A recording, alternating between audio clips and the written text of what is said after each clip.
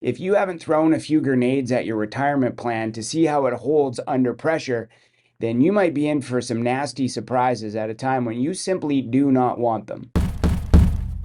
My name is Reese, and today I want to show you how to avoid one of the biggest retirement planning mistakes that you can make, which is planning on things only going consistently well, which straight up does not happen for anyone. So how do we do this? How do we plan for bad weather so that it doesn't devastate our retirement? Well, I'm going to show you exactly how we do that in a sec, and it is so good. We do it all the time for our clients, and it's an absolute must. But the short and obvious answer in advance of that is that we need to build in a buffer. We need excess money. We need to go into retirement with more than the bare minimum of what we think we're going to need.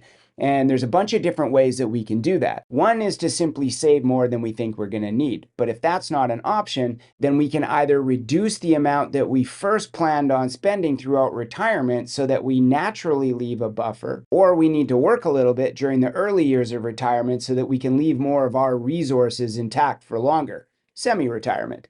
At least until we're sick of it. And of course, the last obvious option for building a buffer is the equity in your home if you own one. But I don't like to plan on that. I like to leave the home as more of a plan Z, just in case you end up needing long-term care or something else like that. Anyway, I don't want to beat this with the stick, so let's just dive into this and I'll show you how we stress test. Today we are looking at Harry and Sherry McFlary. And yes, I like it when names rhyme. I love it, actually. Harry and Sherry have done a pretty good job in getting ready for their retirement, which is 5 years out when they each turn 65.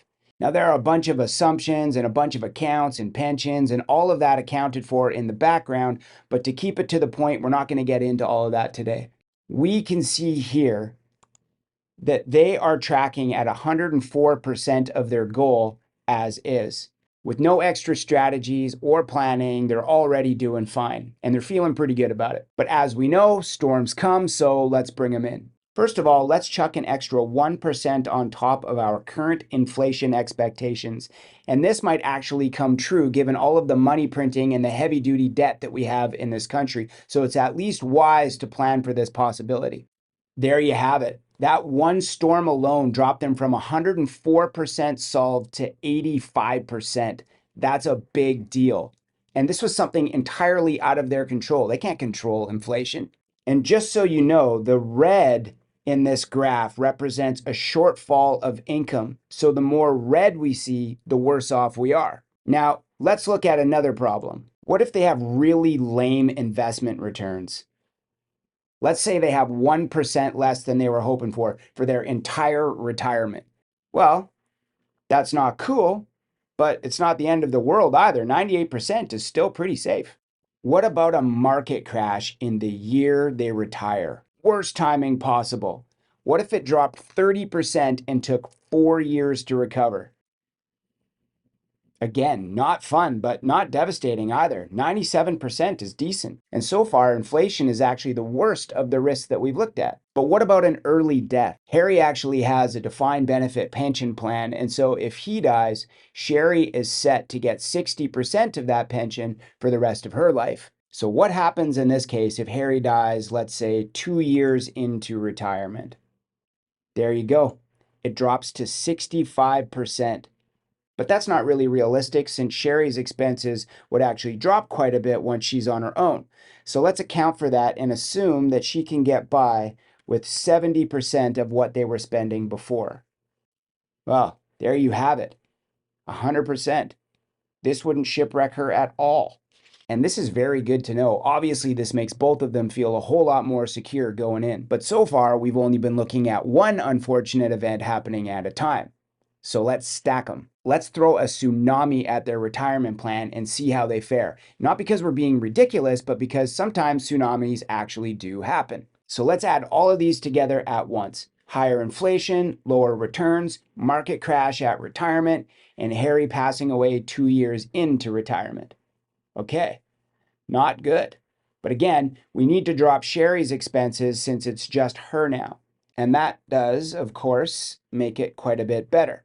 But still awful. We've just thrown a ton of bad at that plan. We've taken it from 104% good to go down to 72% of what they wanted. That's a big haircut. If you were hoping for $6,000 a month, that would only leave you with $4,320 a month.